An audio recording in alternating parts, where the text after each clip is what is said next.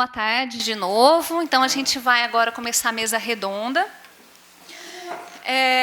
Então, como eu tinha falado, né, então, essa mesa redonda, a ideia não é de apresentar trabalho fechado, mas necessariamente não precisa ser trabalho fechado, mas trabalhos que também podem ser em andamento e de pesquisadores de percursos diferentes. Então, tenho a minha apresentação, que é de alguém que é uma professora, tem da doutoranda, que é a Karine, e a da Júlia, que entrou agora, no ano passado, né, em graduação em letras. Então, cada uma vai apresentar a partir do seu lugar. Então, essa é uma questão que eu acho que é interessante e é a proposta também do projeto, né, abrigar pesquisadores de diferentes percursos.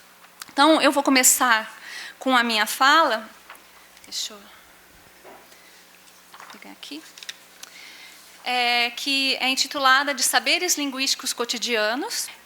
Eu vou apresentar aqui algumas reflexões, então, justamente sobre o que eu venho chamado, sob uma perspectiva discursiva da história das ideias linguísticas, de saberes linguísticos cotidianos. Então, dessa perspectiva, eu considero que a produção desses saberes está incontornavelmente relacionada às conjunturas históricas e institucionais de produção do conhecimento em nossa sociedade de escrita, com seus instrumentos linguísticos, de acordo com Sylvain Auroux, na atual formação social capitalista. É também dessa perspectiva que eu mobilizo algumas formulações de Michel de Certeau em seu Uma Cultura Muito Ordinária, que busca estudar as práticas cotidianas do homem ordinário que inventam modos de escapar à conformação de uma razão técnica. A questão para o autor é: o que fazemos com as determinações que nos são impostas? Nessa obra, a cultura popular, e ele coloca popular entre aspas, é pensada como a arte do desvio, e o cotidiano é a instância em que essa arte pode se dar.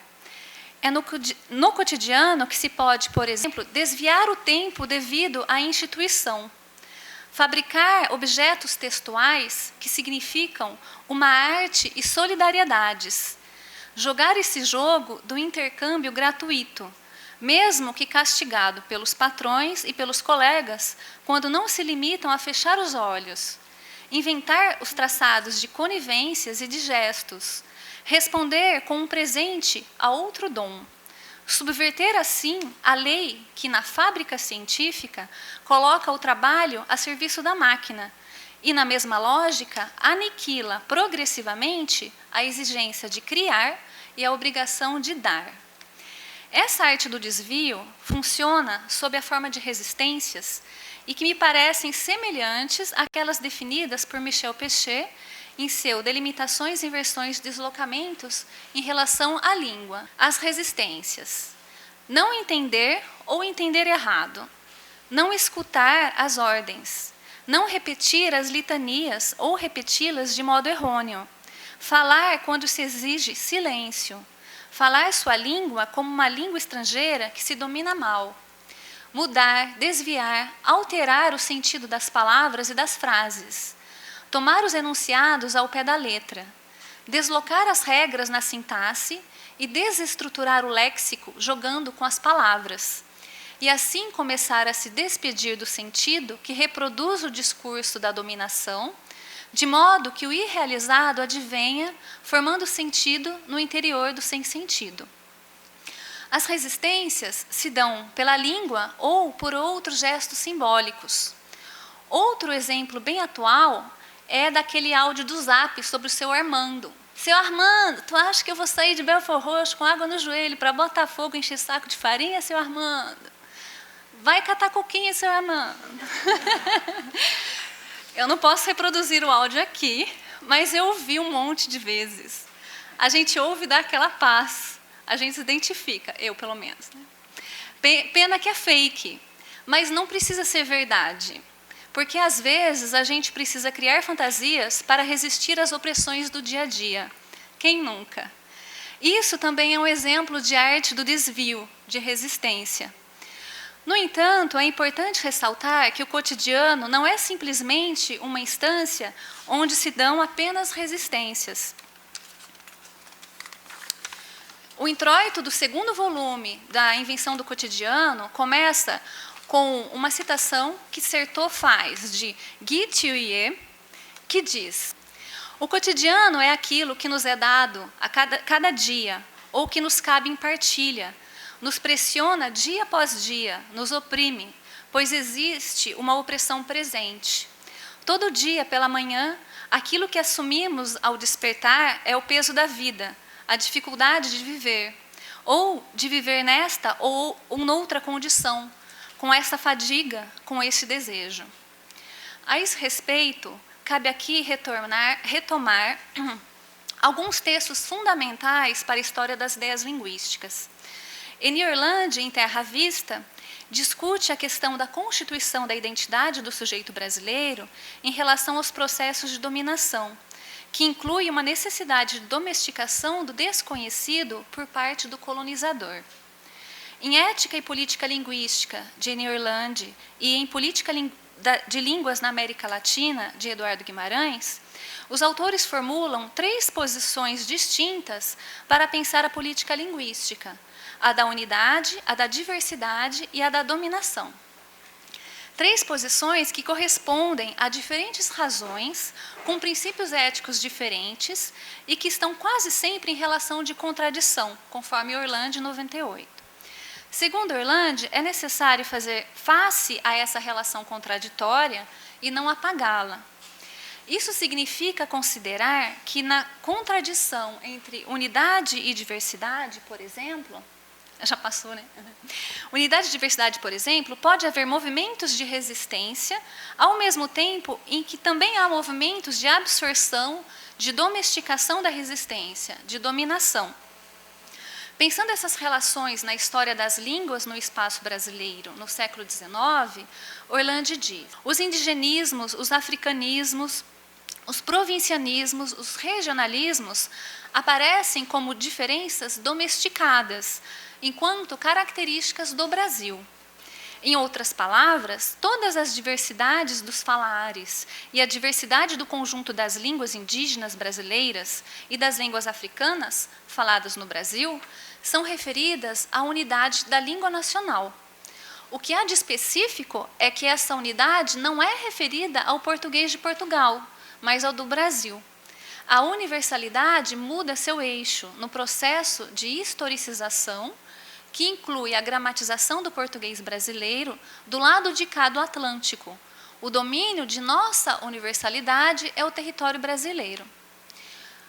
Esses processos de unidade, diversidade, de dominação, de resistência, não são identificáveis de uma vez por todas, nem localizáveis ou contabilizáveis, mas devem ser compreendidos em seu funcionamento contraditório, no âmbito das condições em que se produzem.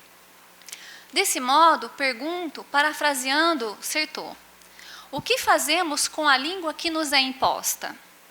O que fazemos com essa língua imaginária frente à língua fluida, para usar a distinção de Enéas entre língua imaginária e língua fluida?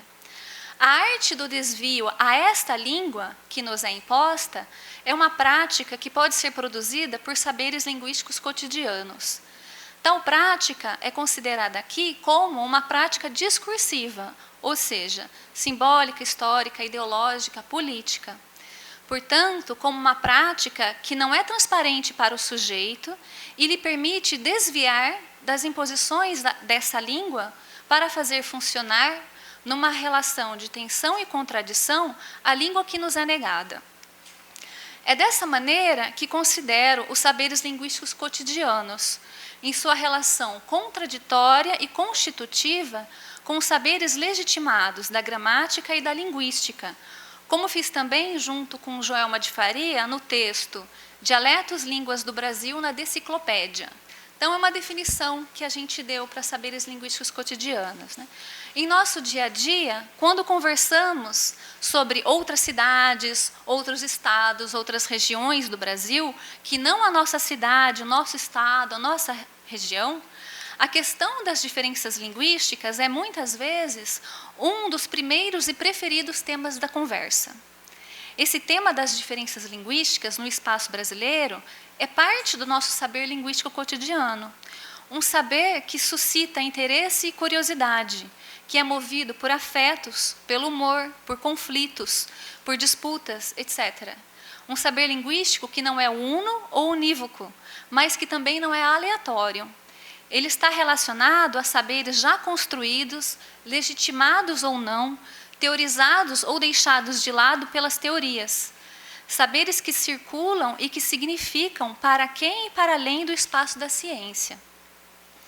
Alguns dos meus materiais de análise são poemas de literatura de cordel, canções significadas como populares, clipes de canções e outros textos, também significados como populares. Eu lembro aqui o poema Ai Se Cesse, do Zé da Luz, declamado por Lirinha, do grupo Cordel do Fogo Encantado. Vocês conhecem? Quem não conhece? Não conhece? Não? Bom, antes de declamar o poema, Lirinha fala sobre o poeta, sobre a língua e sobre o poema. Ele diz assim: o poeta Zé da Luz, do início do século XX, eu coloquei 20, ele não... escreveu uma poesia porque disseram para ele que para falar de amor era necessário um português correto, tal. Aí Zé da Luz escreveu uma poesia chamada Ai Se Cesse, que diz assim: se um dia nós se gostasse, se um dia nós se queresse, se nós dois se empareasse, se juntinho nós dois vivesse, se juntinho nós dois morasse, se juntinho nós dois dormisse, se juntinho nós dois morresse.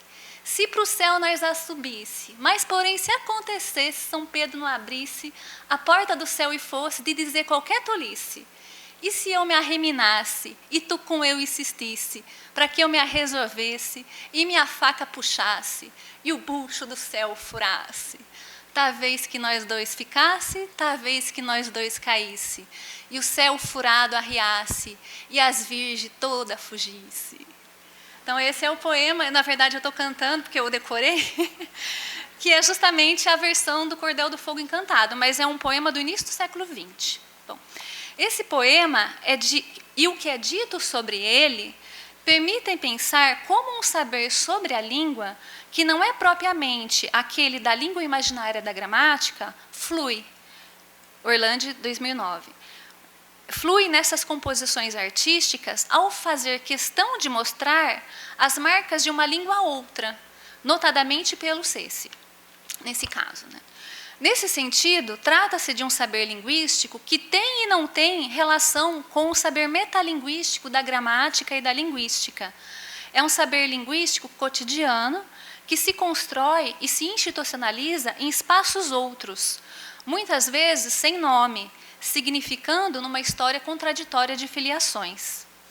Esta e várias outras formas de saber linguístico cotidiano funcionam ao lado dos saberes linguísticos legitimados, ao modo de uma paródia. Entendo a paródia aqui, em seu sentido amplo, como ao lado de outro, tal como propôs em Orlandi em seu trabalho sobre o português macarrônico. Há, assim, saberes linguísticos que fluem parodisticamente na história, abrindo para filiações de sentido que se opõem, se movem, se misturam, como, por exemplo, a paródia que desemboca em uma sátira ridicularizadora e ou denunciativa do outro. A paródia que desemboca em um deboche despretensioso, um rir de si mesmo. A paródia descritiva, que nega e denuncia a possibilidade do humor. A paródia que procura reproduzir, imitar uma língua, possibilitando a produção de um efeito estético de beleza. A mesma paródia que possibilita a produção de um efeito estético de aversão. O próprio fato da paródia e a divisão que ela constrói, significando esses saberes. Bom, não vai dar tempo de dar exemplos para cada uma dessas paródias, então focarei aqui, primeiramente, uma paródia que desemboca em um deboche despretensioso, um rir de si mesmo, lembrando algumas considerações presentes no artigo Mineirês da Deciclopédia. Então, a Deciclopédia é a enciclopédia que qualquer um pode editar. É assim que ela se define. Então, aí vai falar sobre o mineirês, e esse artigo da Deciclopédia tem um item cujo título é Uso do verbo pronominal do mineirês, que diz o seguinte: Exemplos de supressão do pronome oblíquo-ato no mineirês. Eu formei ano passado. Não sei, quando eu li eu ri, mas eu acho que ninguém riu. Não sei, agora essa análise vai fazer sentido, mas enfim. Bom, aqui é interessante notar que há algo de humor que não está na descrição dessa forma sintática específica propriamente dita. A descrição dessa forma poderia caber perfeitamente em uma gramática ou em um texto científico, como o de Freytag, que diz o seguinte: as mudanças ocorridas no quadro dos pronomes do português parecem ter afetado também os pronomes reflexivos. A tendência para sua perda foi delineada pelo estudo de Nunes, que enfocou dados da seguinte natureza, os quais ele denomina críticos anafóricos. Ele chamava João, ontem eu levantei. Nesse texto, eu e a Joelma concluímos, que o que faz rir da descrição do mineirês na deciclopédia, que trata da supressão pronominal, não é nem a estrutura da descrição, nem o objeto de descrição, e nem o modo como o objeto é descrito, mas os próprios sentidos de mineirês que estão aí funcionando. Há uma memória de sentidos sobre o mineirês em que ele é significado como engraçado. Podemos dizer, a partir disso, que há um saber linguístico sobre o mineirês no qual o humor é constitutivo. Um saber linguístico que não é o da gramática ou da linguística, mas um saber cotidiano, afetado pela gramática e pela linguística, mas distinto delas. Hoje eu acrescentaria, não sei, bom, mas enfim, foi ontem. O que nos faz rir da descrição do mineirês é a estrutura da descrição em seu funcionamento cotidiano e não em um funcionamento cientificizado. Assim, o humor da descrição do mineirês na deciclopédia está indissociavelmente afetado pela descrição séria da língua da gramática e da linguística, mas a ultrapassa e flui para outros espaços de significação. Também gostaria de trazer aqui um exemplo da paródia que procura reproduzir, imitar a língua, no caso a língua caipira, possibilitando a produção de um efeito estético de beleza. Para isso, eu trago aqui uma canção interpretada por Pena Branca e Chavantinho, cujo nome é Cuitelinho.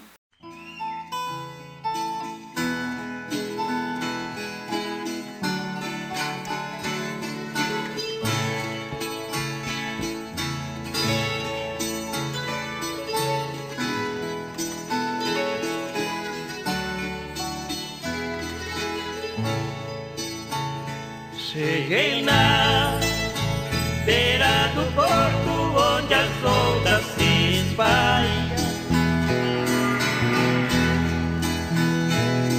As garças dá meia volta e senta na beira da praia. E o coitelinho não gosta que o botão de roda caia, ai, ai.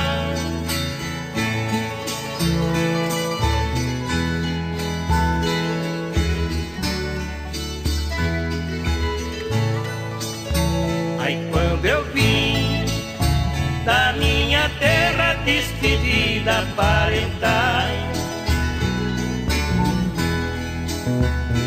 eu entrei no Mato Grosso, dei em terras paraguaias.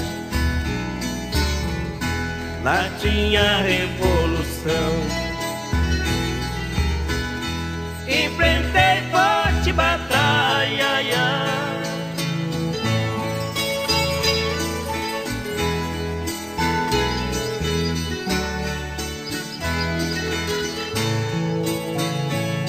A tua saudade corta como aço de navalha.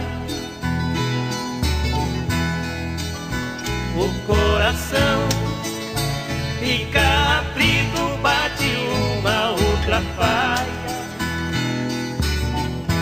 Os olhos se enchem d'água,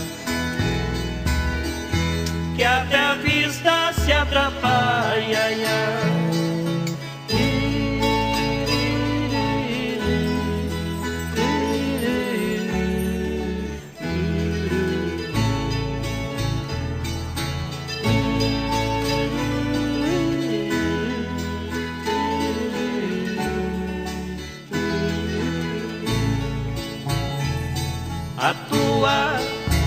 saudade corta como aço de navalha. O coração fica aflito, bate uma outra falha. Os olhos se enchem, que até a distância atrapalha.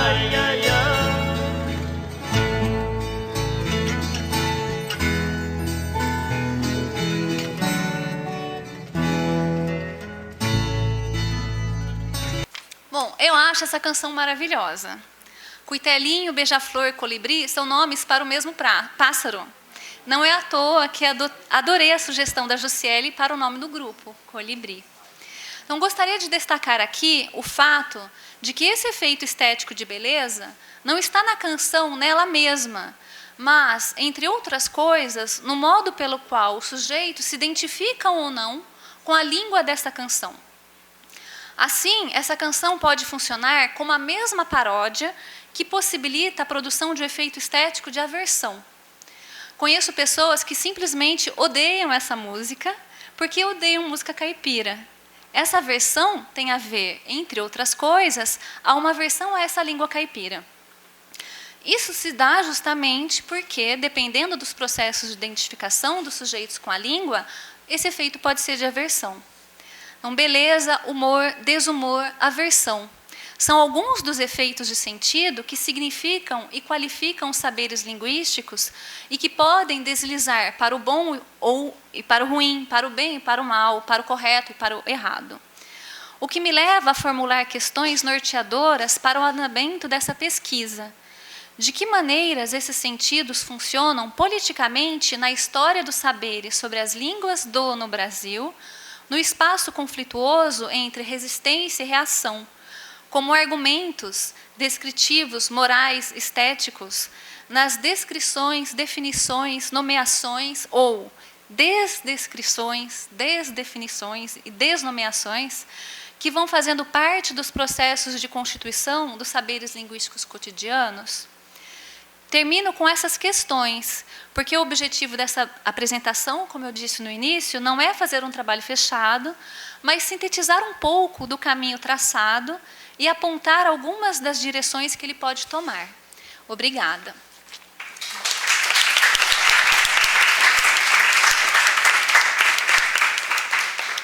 Então, agora eu passo para a Karine.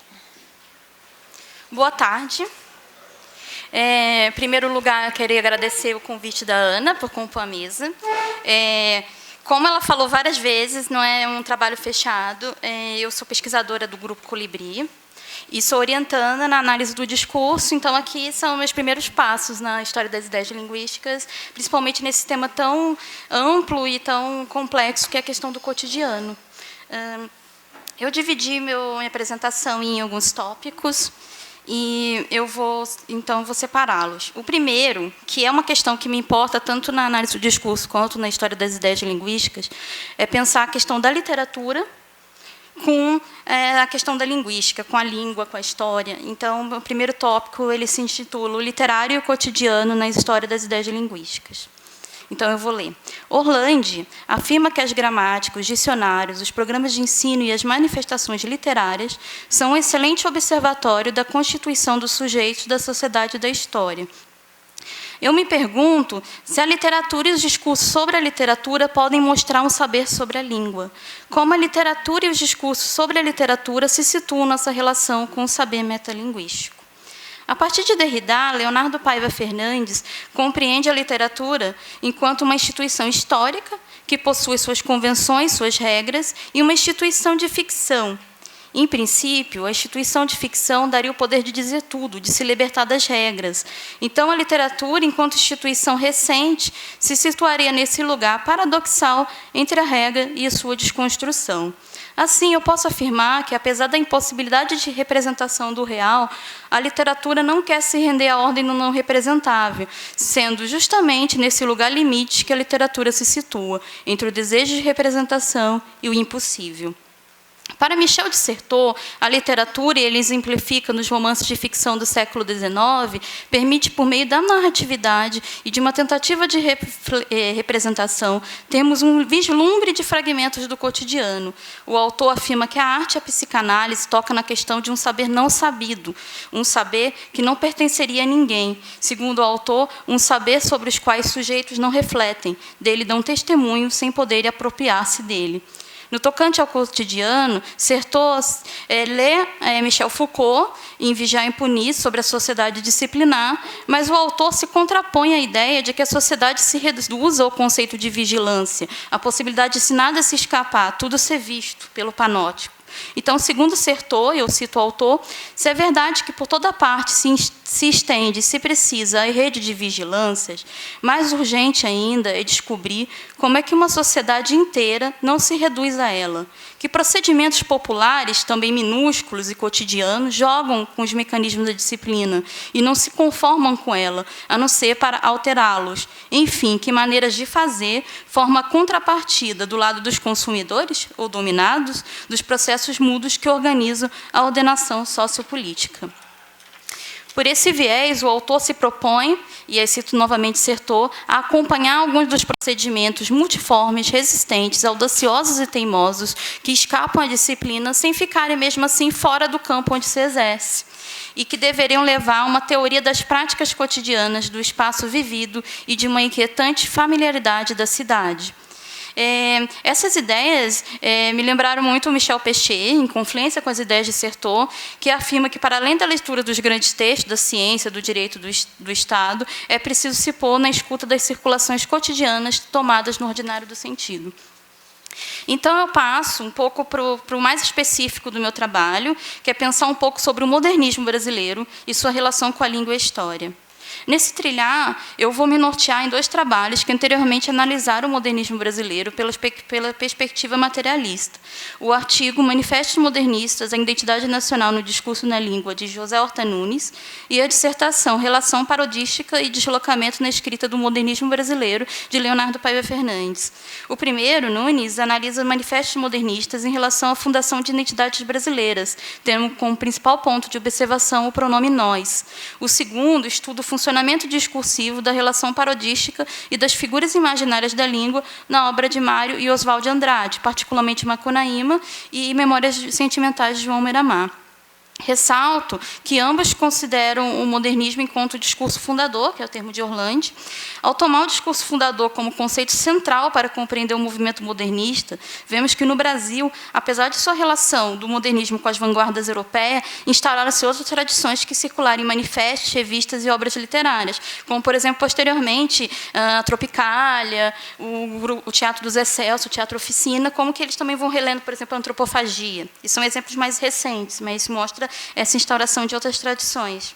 Nessa condição de produção, já no modernismo, os autores tinham necessidade de adotar uma posição diante dos acontecimentos históricos. Segundo Nunes, nos grupos modernistas ocorriam manifestações nacionais, sendo fundamental a tomada de posição frente às mudanças que aconteciam no mundo, incluindo-se aí desde o crescimento da atividade industrial até as modificações no panorama artístico. Nessa comunicação, eu saio um pouco do eixo Rio-São Paulo, que é predominante quando se estuda o movimento modernista brasileiro, e volto meu olhar aos autores modernistas de Minas Gerais, onde havia um cenário efervescente de produções de obras modernistas, especialmente revistas. As revistas podem ser analisadas pela história das ideias linguísticas, ao mesmo tempo como instrumentos linguísticos e como objetos discursivos. Aqui, eu apresento e analiso a Revista Elétrica, que foi publicada e circulou no sul de Minas nos anos de 1927 e 1928. Agora eu vou passar para uma terceira parte, onde eu falo um pouco sobre essa revista e faço algumas análises a partir dela.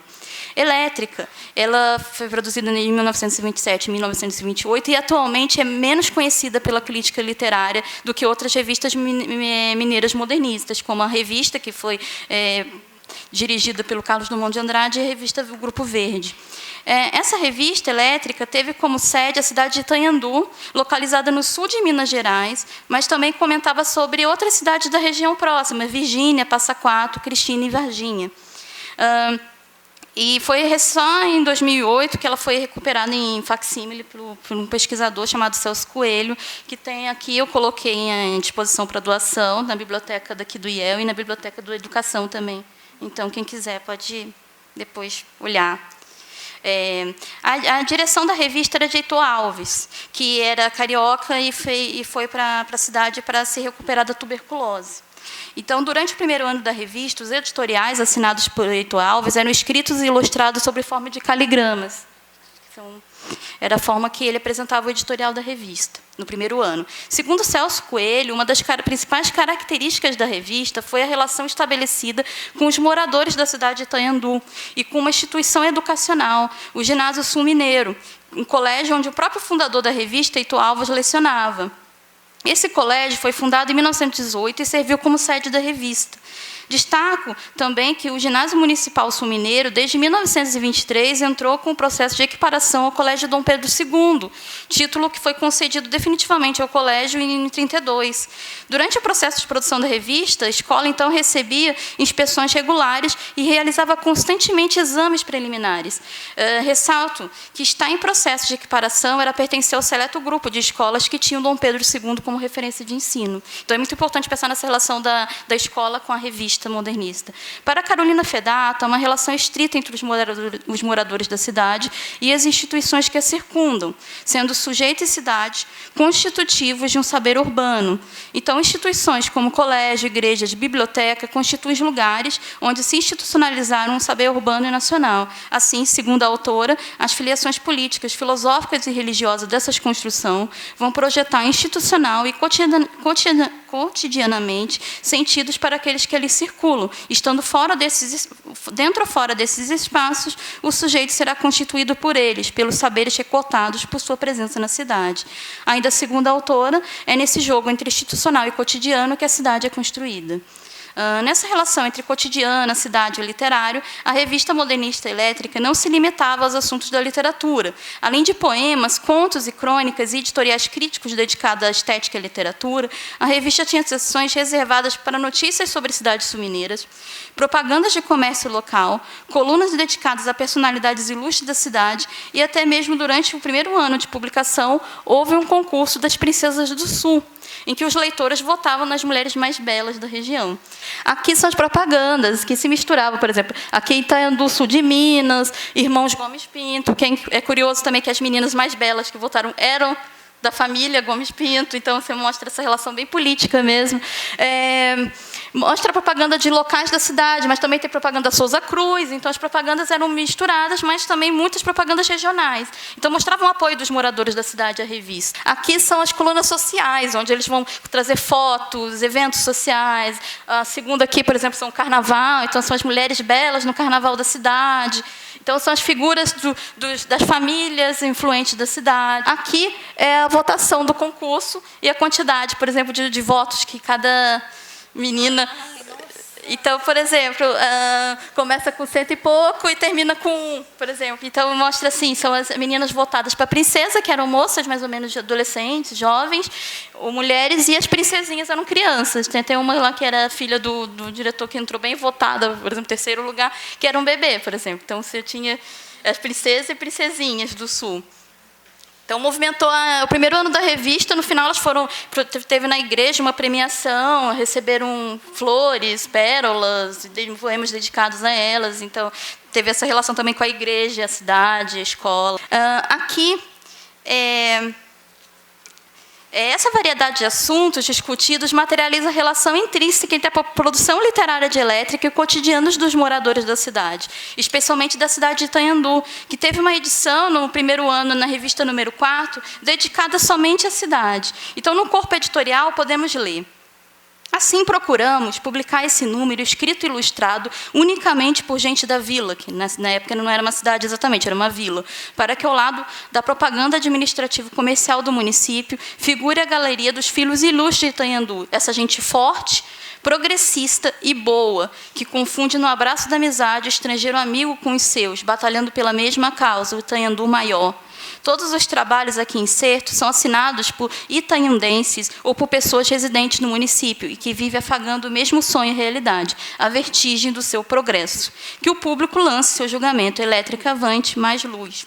E é interessante observar essa associação imaginária entre a produção da escrita, de ter autores locais, que não se limitasse somente à propaganda, e o imaginário de progresso e modernização da cidade. Então, tanto o crescimento e desenvolvimento físico, a passagem de vila para uma Itaiandu maior, é indissociável da necessidade de escritores e autores locais produzindo literatura. É interessante observar também que, enquanto o texto exalta o progresso da cidade e a luta por uma Itaiandu maior, há embaixo desse editorial uma caricatura que ironiza a tecnologia que chega à cidade. Então, o texto está dizendo sobre o progresso, mas a caricatura está ironizando a questão da tecnologia. Na caricatura, a gente vê assim, Itaiandu civiliza-se, mas o PU enguiçou, então, enguiçou a bomba. Então, por exemplo, há um jogo entre Itaiandu civiliza-se e a falha na máquina. Ao mesmo tempo em que há uma ideia de causa e consequência, numa ligação estrita de um imaginário de progresso com a civilização, então a cidade se civiliza por ter progresso, então a civilização está associada imaginariamente com o progresso, há também um espaço que a máquina falha, enguiça. Então, e eu passo para um outro tópico, onde eu vou analisar um pouco dos caligramas.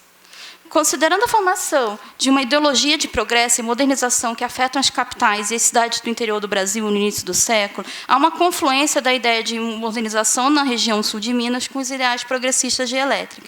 A primeira edição é de maio de 27 e tem um caligrama de uma lâmpada. É interessante que depois eu relendo essa revista, a questão elétrica só chega em 29. Então, esse imaginário da eletricidade é muito para frente, é muito futurista. Para Coelho, a diagramação dos editoriais traz uma especificidade que não se encontra em outras revistas do período, que é as questões dos caligramas. Em um trabalho anterior, que eu fiz juntamente com Leonardo Paiva Fernandes e Thales Ribeiro, compreendemos o caligrama enquanto materialidade significante, noção de Lagasse, e observamos a ligação desses caligramas com uma rede de filiação modernista e com projetos de modernização da cidade sul-mineira. Eu não vou ler todo o texto, porque é uma questão de tempo, mas é interessante observar como que se destaca a questão dos sulinos, a nossa primeira tentativa, fala do sul de Minas, trabalhando pelo seu progresso e propaganda, que a cidade é pequena, mas tem um desejo enorme de vencer. Então, ele fala várias vezes, em vários outros editoriais, sobre esse desejo enorme de vencer. Então, aqui ele fala, sulinos, na sua vontade ardente de vencer, seu enorme desejo de vencer, aplaude-lhes o progresso vertiginoso. Então, sempre associando essa questão da cidade ser pequena, mas ter uma vontade de vencer, esse imaginário de que pode-se avançar para um progresso ainda mais rápido e maior. No caligrama editorial elétrica, ressalta os efeitos de sentidos produzidos pelo encontro da imagem da lâmpada e o imaginário de modernização, imagens e palavras associadas à eletricidade e ao progresso vertiginoso. Apesar da sedimentação, destaco que não há uma coincidência entre letra ou imagem, isso é, entre caligrama e referente, não se trata de ser a mesma coisa. O que há é uma conformação, um ponto de encontro entre uma rede de filiações progressistas da modernidade com o projeto de modernização da revista e da cidade. Em outro caligrama editorial, a cidade de Itaiandu é celebrada na imagem de um sino, que é dito no texto como um ponto de celebração, mas também pode ser associada à religiosidade católica, uma vez que a religião era predominante na cidade. No caligrama, referências a instituições que constituem como alicerce e pilares da cidade. Então, ele vai falar, por exemplo, que instituições de ensino, educação e caridade. Então, a escola e a igreja. Além disso, é interessante notar como o caligrama ressignifica o espaço de Itaiandu e o imaginário progressista. Então, ele vai dizer, de arraial simples à vila florescente, ávida de progresso como quem tem sede de vida, e que será dentro de em breve atingido o sonho de ambicionado, cidade de Itaiandu, pelo Itaiandu maior. Então, vai tendo uma progressão, arraial, vila, cidade, Itaiandu maior. E passo para minha última iniciação de análise, que é a questão das figuras imaginárias da língua, que eu penso um pouco sobre a questão do erro, como um estatuto paradoxal, né, no modernismo. Gade, em trapacear a língua, parte das imagens da língua para pensar como a literatura ou a escrita moderna concebia a sintaxe como a barreira ou, melhor, uma armadura. A linguista francesa mostra que a reconstituição imaginária da sintaxe era associada à ordem, à vigilância e à restrição. Caberia à palavra o papel da criatividade e da transgressão. Assim, segundo Gadé, a criatividade está na palavra para dar vida a ela. Só podemos ter uma sintaxe imaginária a violar. Violação, desvio, ataque a essa cidadela. Então, a sintaxe deveria ser, era a regra e a palavra a transgressão. Mais ou menos assim que ela fala que os modernos começam a pensar a imagem da língua.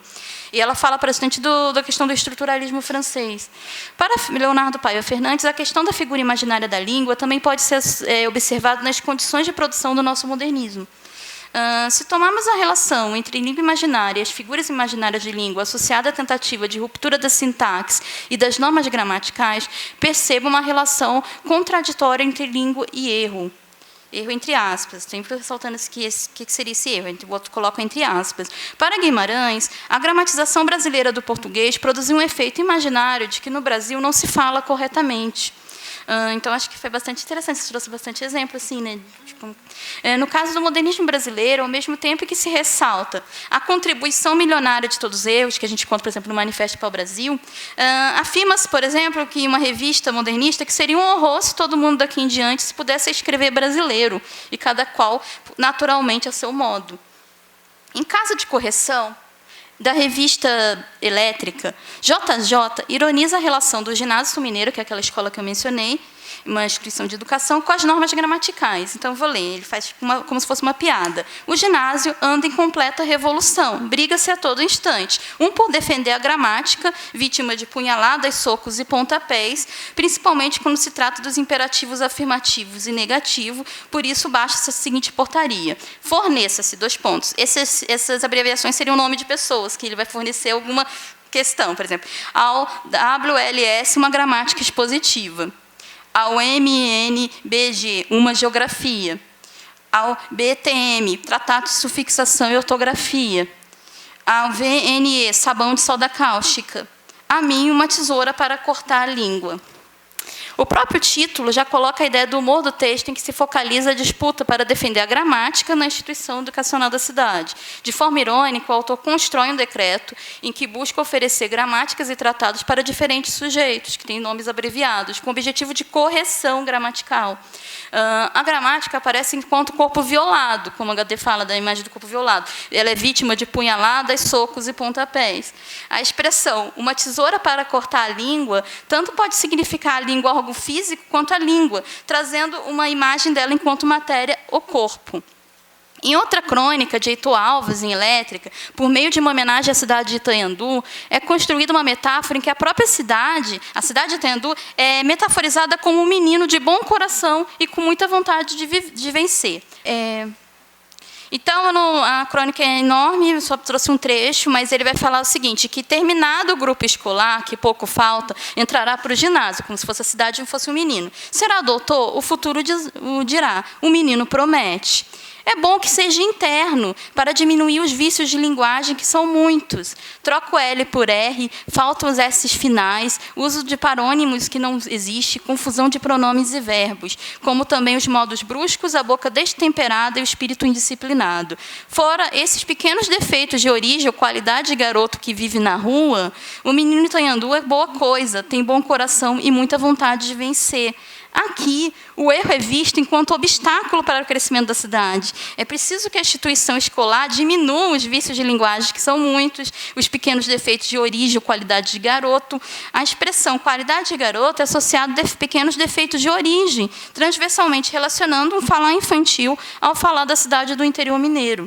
Assim, o falar mineiro é compreendido como um vício de linguagem a ser corrigido. Longe de ser uma questão unívoca, compreenda a noção de erro como uma questão paradoxal no modernismo. Ao mesmo tempo, tomado enquanto obstáculo à modernização, o erro é colocado como algo próprio do brasileiro, o que diferenciaria da língua falada e escrita em Portugal.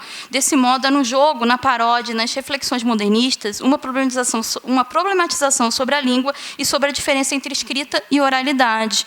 Essa perspectiva me permite compreender a língua como esse espaço de jogo, de falhas e de furos.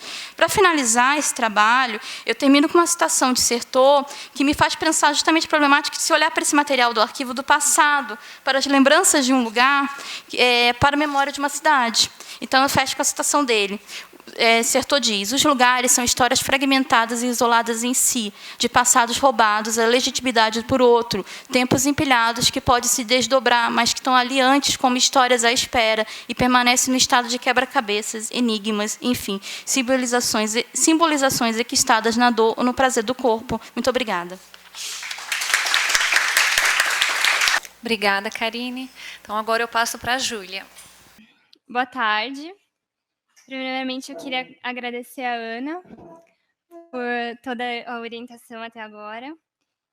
Eu estou no 2º ano de graduação, então vocês me perdoem o nervosismo para me apresentar aqui. O meu percurso de reflexão, para falar um pouco dele, eu preciso remeter ao meu ensino médio.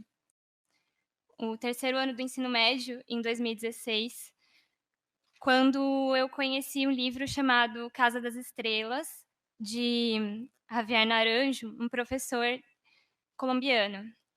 Ele dava aula de criação literária para crianças e ele pediu que as crianças definissem a palavra criança para ele.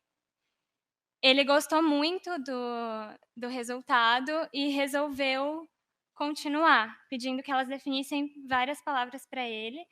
E, com isso, ele montou um livro chamado Casa das Estrelas, o universo contado pelas crianças, que é basicamente um dicionário feito por crianças.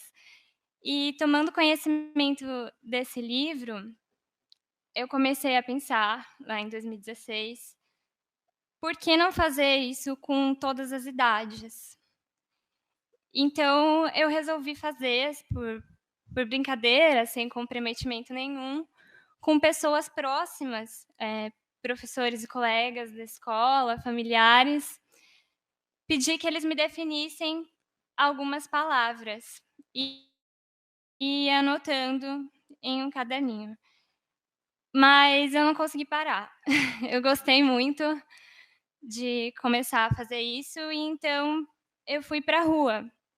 E, basicamente, 2016 inteiro, todo sábado à tarde, eu ficava em praças, rodoviária, e eu pedia para as pessoas definirem as palavras para mim.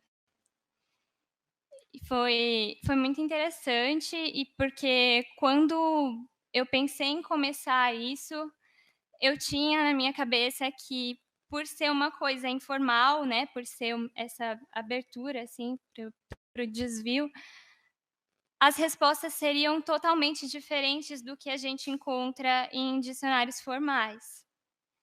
E eu me surpreendi que, ao mesmo tempo que eram muito diferentes, elas eram muito parecidas.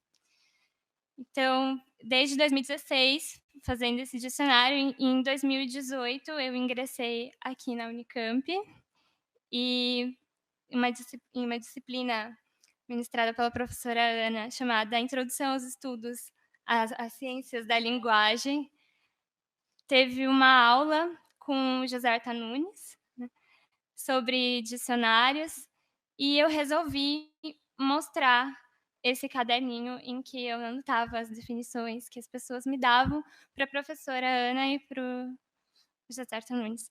E, então, marquei reuniões com a professora e, em cima disso, fomos fazendo algumas reflexões acerca não só de dicionários informais, como também dicionários digitais, numa ponte, né, entre os dicionários informais e digitais. Então, agora vou ler para vocês um pouco sobre essas reflexões.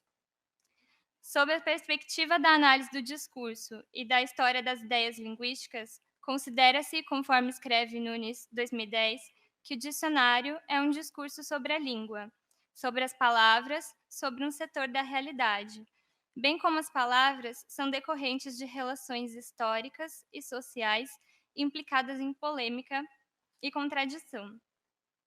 Considerando esta perspectiva, o instrumento linguístico dicionário ganha vida e faz parte da relação com a sociedade e com a história. Segundo Eni Orlandi, em seu Tecnologias da Linguagem, um Novo Funcionamento, do livro O que é Linguística, o digital, que ela chama de discurso eletrônico, reorganiza a vida intelectual, redistribui os lugares de interpretação, desloca o funcionamento da autoria e a própria concepção de texto.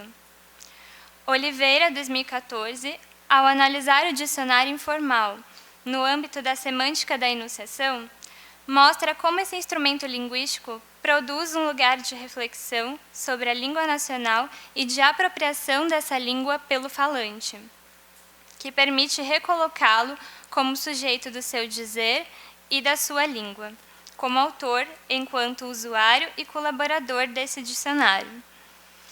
Essa concepção do papel do sujeito falante lexicógrafo informal como autor criativo e do dicionário como um instrumento vivo se distingue daquela do papel do sujeito falante que não é lexicógrafo, dos dicionários formais, que é colocado fora desse processo de constituição de um saber sobre a língua.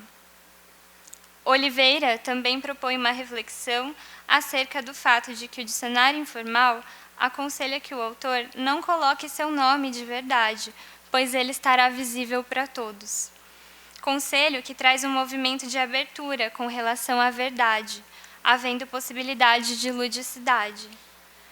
A partir dessa recomendação feita pelo site, pode-se refletir também sobre a legitimidade das definições, que são significadas como informais por sujeitos significados como autores, preferencialmente anônimos. Ademais, Ferreira, 2017, levanta reflexões acerca da autoria do dicionário Google, em que a autoria se encontra numa relação entre sujeito, tecnologia e a empresa Google, que apaga os nomes dos sujeitos responsáveis por elaborar e aprimorar os algoritmos que põem o dicionário em funcionamento, como os nomes dos sujeitos, especialistas e não especialistas, que fornecem e aperfeiçoam os textos que alimentam os algoritmos. Nesse processo de apagamento dos sujeitos, a autoria passa a ser remetida mais fortemente ao nome Google, que significa tanto o dicionário quanto a empresa.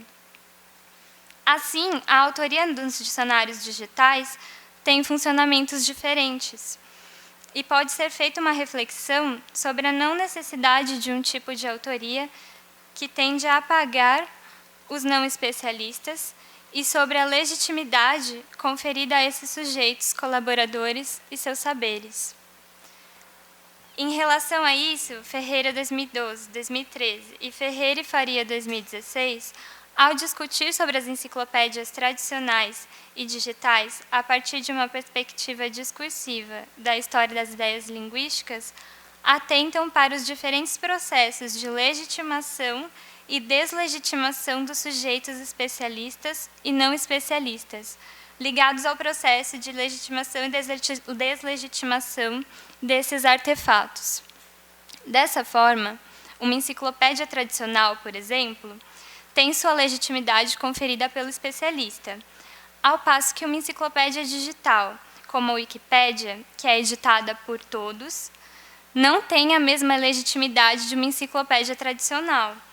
E, ao lado disso, uma enciclopédia como a Deciclopédia, que é editada por qualquer um, funciona por meio de outros processos, nos quais a legitimidade é de outra ordem, sendo produzida em outros espaços, como o da crítica e do humor.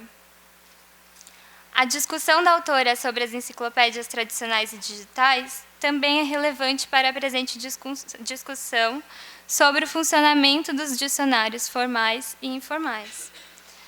No dicionário informal, há uma relativa ausência de distinção entre quem possui autoridade ou não para ali produzir um saber sobre a língua. Essa ausência de distinção seria relativa, por haver uma legitimação e uma divisão dos saberes sempre operando, em que alguns desses saberes são colocados em evidência e legitimados, enquanto outros são silenciados e deslegitimados pelos sujeitos colaboradores. A nova relação proposta pelo dicionário informal para o sujeito falante com a língua traz, conforme Oliveira 2014, um novo jogo entre paráfrase e polissemia, distinção proposta por Orlandi, 1976. Jogo em que o sujeito falante comum adquire autoridade como usuário e colaborador para a produção de um saber linguístico que não lhe é concedida quando se trata de um dicionário formal. A paráfrase se mantém também para as definições presentes nesse dicionário, já que esse sujeito falante colaborador não está isento de reproduzir discursos que evidenciam e silenciam saberes, ou seja, ele não está isento de uma relação que constrói lugares legitimados de saberes linguísticos e aqueles não legitimados. Saberes cotidianos não amparados por bases científicas ou legitimadas por especialistas vão adquirindo espaço em dicionários digitais e, portanto, vão se tornando espaço de produção de saberes e, ao mesmo tempo, espaço de contradição. É dada ao sujeito falante uma autoridade, mas não lhe é conferida a legitimidade do especialista, de um especialista que tem um nome. O cotidiano é, nesse sentido, o espaço do ilegítimo e, muitas vezes, também do silenciado, porque nele se reforça diariamente o que é posto em evidência como legítimo e está aí a contradição desse espaço de constituição, produção e reprodução de saberes. Podemos observar nessa reflexão a abertura no digital para o autor cotidiano, para o autor sem seu nome verdadeiro no dicionário informal, para o qualquer um da enciclopédia e para o colaborador anônimo do dicionário do Google. De alguma maneira, é possível também fazer um paralelo com o autor cotidiano das ruas. Busquei criar, desde 2016, um dicionário que contasse com autores cotidianos das ruas. E, algumas vezes, os nomes das pessoas que se dispuseram a definir palavras não eram anotados. Ao lado disso, para transformar esse trabalho em pesquisa científica, é importante que os sujeitos autores que entrevistamos tenham sua identidade preservada. Eticamente, devemos manter apenas as iniciais dos nomes ou podemos modificar os nomes para preservar a identidade dos sujeitos entrevistados. Há uma ligação entre o anonimato, o ordinário do sentido e o senso comum para a circulação de definições não científicas, não legitimadas e que podem funcionar pelo humor, pelo poético, pelo lúdico. Segundo o FEDATA 2012, há um saber nas ruas. Que saber é esse sobre a língua que encontramos nas ruas, ligado ao digital, que vem sendo produzido por esses sujeitos anônimos e que vem circulando amplamente numa relação contraditória com os saberes produzidos, também nesses espaços, mas regulados por instituições especialistas autorizados, visíveis, identificáveis e significados como detentores de conhecimento linguístico? A partir disso, surgem outros questionamentos. Quais são as relações de sentido que vêm sendo produzidas no cotidiano na rua e em dicionários digitais, sendo o cotidiano um espaço de contradição? Que divisões são produzidas no cotidiano nesses espaços? Que efeito essa contradição, presente no espaço do cotidiano, possui nos sujeitos que participam da produção de sentidos para as palavras? Então, foram essas reflexões que nós levantamos até agora. Isso, muito obrigada.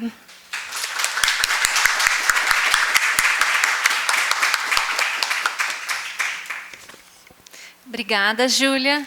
Então, eu só queria fazer uma reflexão geral, antes de passar para vocês, que tem a ver, né, então, com esse projeto que está em andamento. Então, nenhuma apresentação está concluída, nenhum trabalho está concluído, mas tem algumas questões que permeiam, né, que são trabalhos diferentes, mas que permeiam os três. Então, uma delas quer dizer, justamente o cotidiano, esse né, espaço em que ele não está fora, né, é justamente, quer dizer, nesse dia a dia, né, as relações em que do sujeito com os sentidos, com a língua, com a cidade, com a história, né? Como isso, e com as instituições, como é que isso vai sendo produzido cotidianamente e como cada uma foi olhando para um um aspecto, né?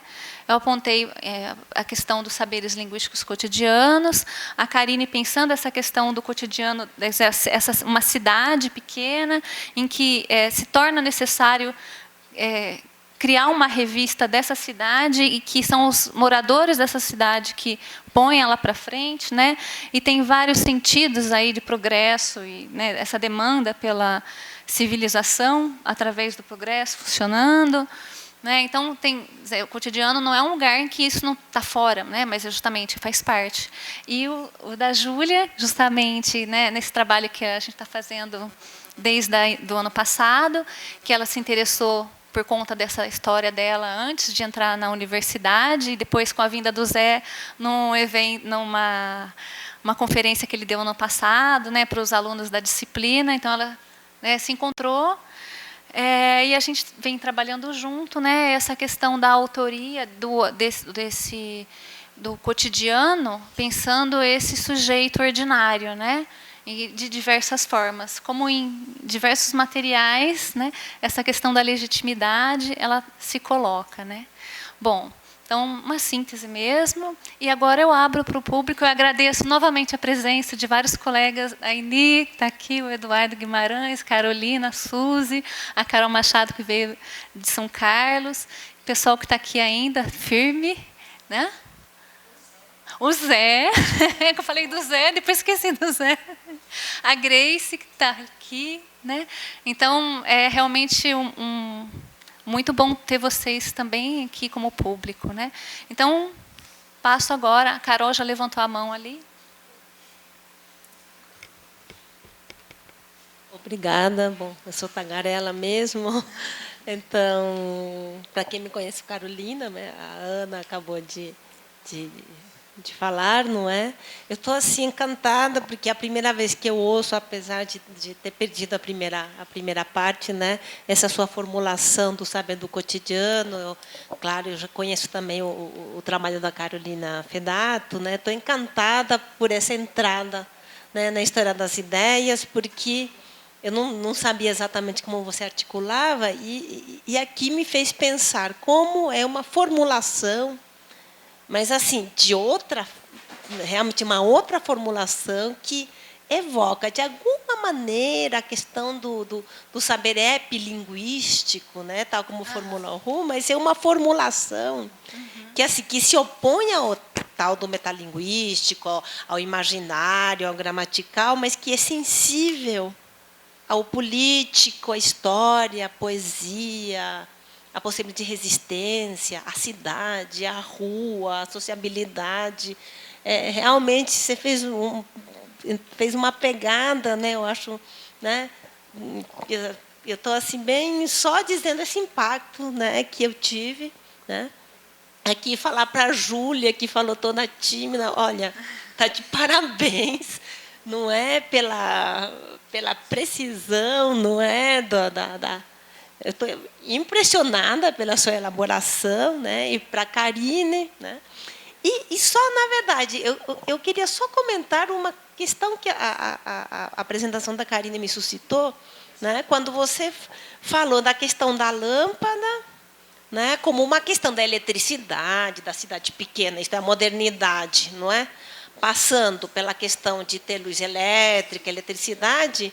Mas, ao mesmo tempo, a lâmpada tem a ver com as luzes. Você está falando em civilização, a questão iluminista, o progresso. Eu não vou dizer a ambiguidade da questão, não é bom. Não sei também se polícia. Eu acho que tem uma deriva aí de sentidos, né, que vão da civilização pelas luzes do progresso, do ideal iluminista, para a questão concreta, material, de ter luz elétrica. Não é? Então, luzes aí tem essas derivas que eu acho que me evocaram, né, que achei bem interessantes. Era só isso. Obrigada, Carol. Depois a Karine vai comentar. Você quer comentar agora, Karine? Depois? Não, se quiser. Tá, não, tá. Então, Suzy. Bom, eu também quero parabenizar. Bom, o cotidiano, né, ele tem tem um afeto por ele antigo. Tem. É, né, uma relação realmente, para mim, muito especial. E, realmente, acho que a Carol ressaltou, né, esse projeto seu, junto com a Carol Fedato e a participação de todo o grupo. Eu acho que vem realçar, na verdade, né, uma possibilidade de trabalho. Eu estava pensando aqui, primeiro, eu acho muito bonito quando você trouxe, do Sertor, né, a arte do desvio. Isso. Que, para nós, eu acho que fica muito... Né, a arte do desvio, a arte da deriva, pensei a arte do devir e a arte do inesperado, né, que eu acho que o cotidiano... Porque o cotidiano, eu acho que abre um pouco... Ele vem alimentar, acho que, a noção de arquivo com objetos, por princípio, não legitimados, né? Então, um certo inesperado aí na possibilidade de reflexão, da delimitação de objetos mesmo, que são muito bem-vindos, né, para a reflexão sobre a língua e a linguagem de toda forma. E então e acho que põe em movimento uma relação que para nós é tão fundamental, que é a relação né? Quer dizer, abrindo essas relações, essas possibilidades de relações de uma forma, eu acho que muito interessante mesmo.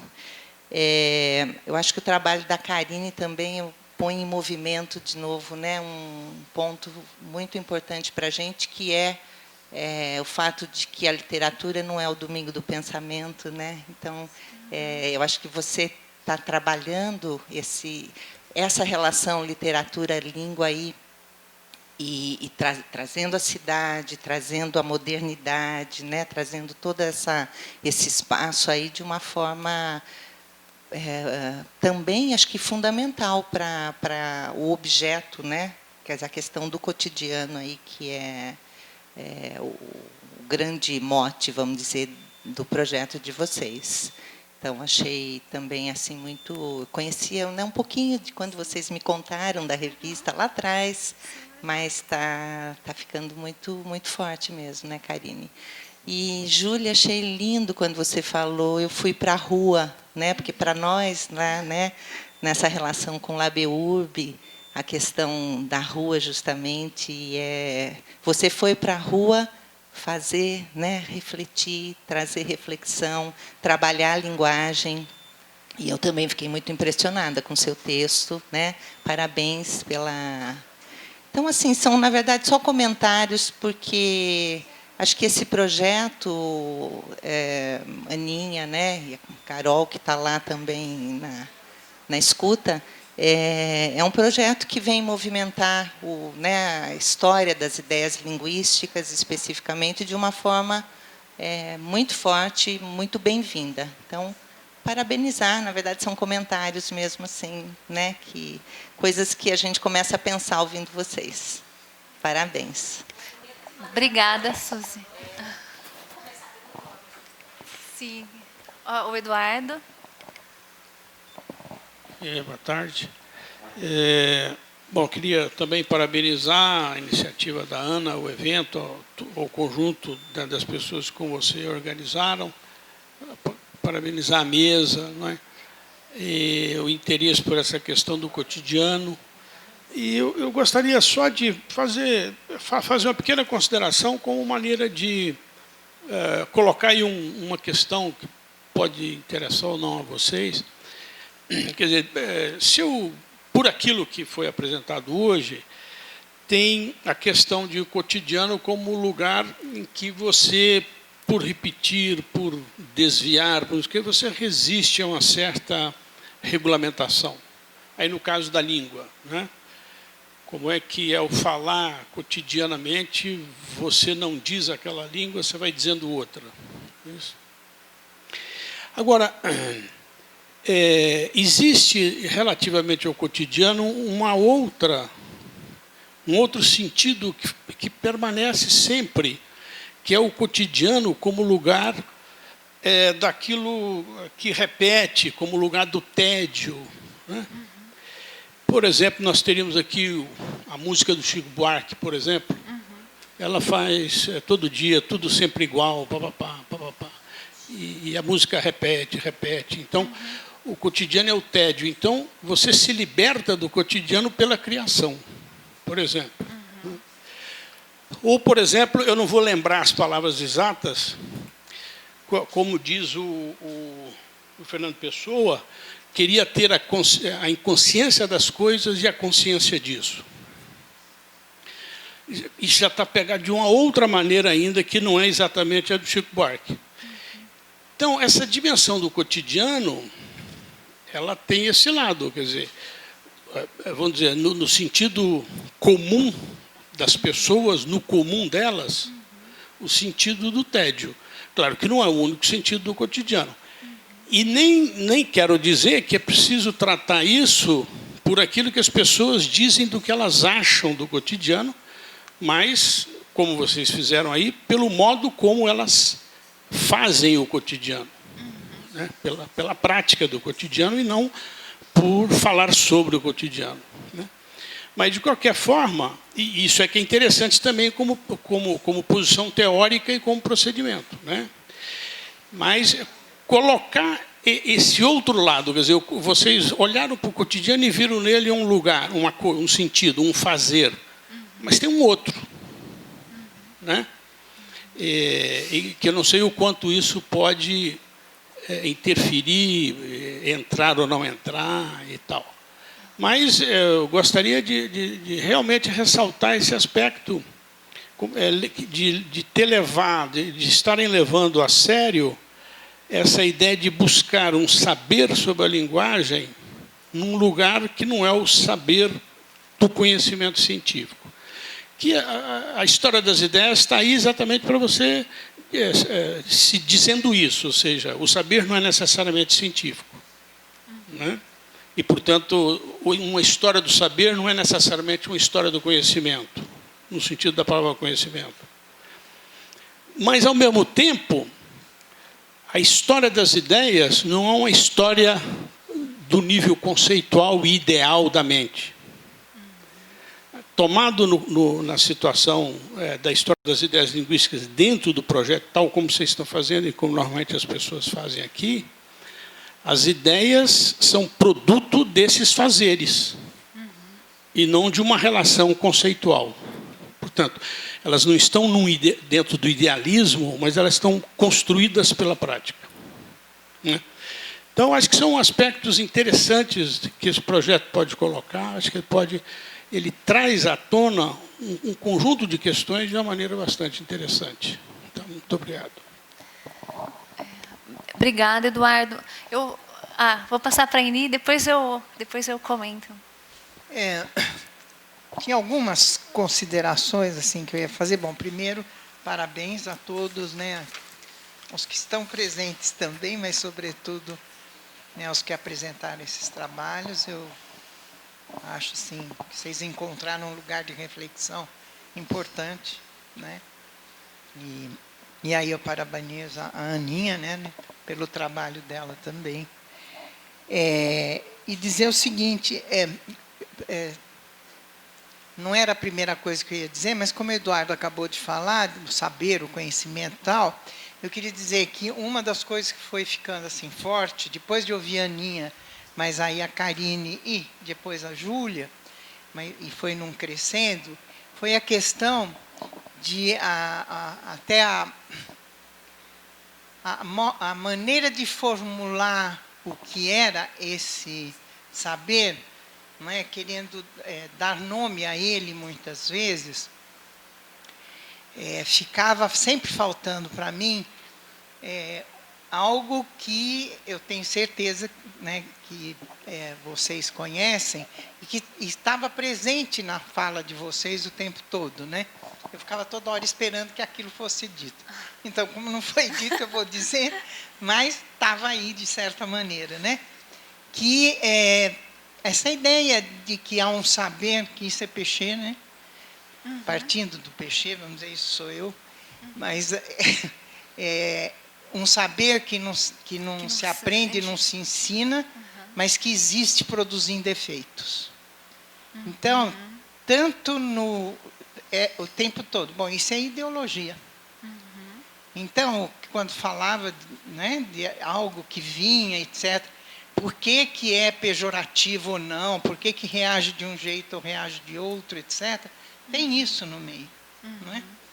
Então, isso estava trabalhando o tempo todo. Quando vocês estavam falando, eu estava, né, acompanhando através, né, desse pensamento sobre essa ideia de um saber que não se aprende, não se ensina, não é? Mas existe produzindo efeitos. E isso que eu acho, né, muito importante, principalmente quando vocês entram nesse tema que é o cotidiano, mas que é a língua, que é, né, o discurso, etc.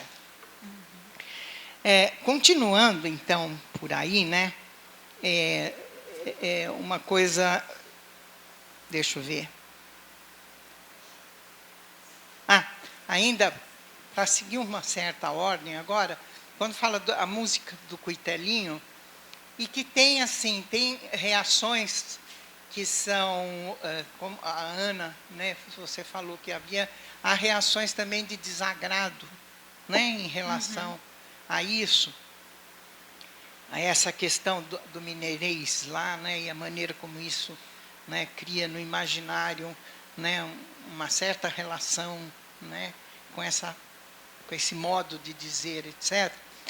Queria lembrar que, especialmente no Cuitelinho, eu acho que há um excesso. Esse excesso incomoda, esse excesso é desconfortável. Aquele do atrapalha, o aia, aia, né? Ele insiste tanto que vira uma caricatura, de certa maneira. Então, isso eu acho importante também, né?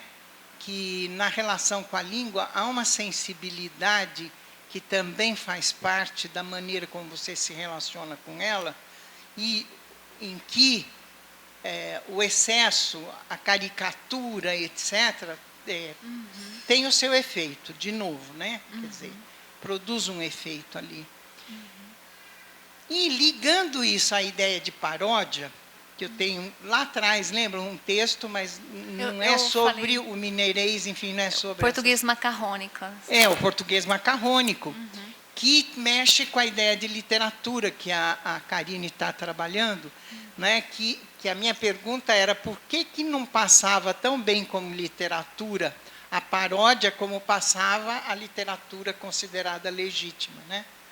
Que era o Joba Naneri e a obra dele, né? Aquela, eu analisei especialmente aquele Minha Terra Tem Parmeira, né? Que é falado em português macarrônico.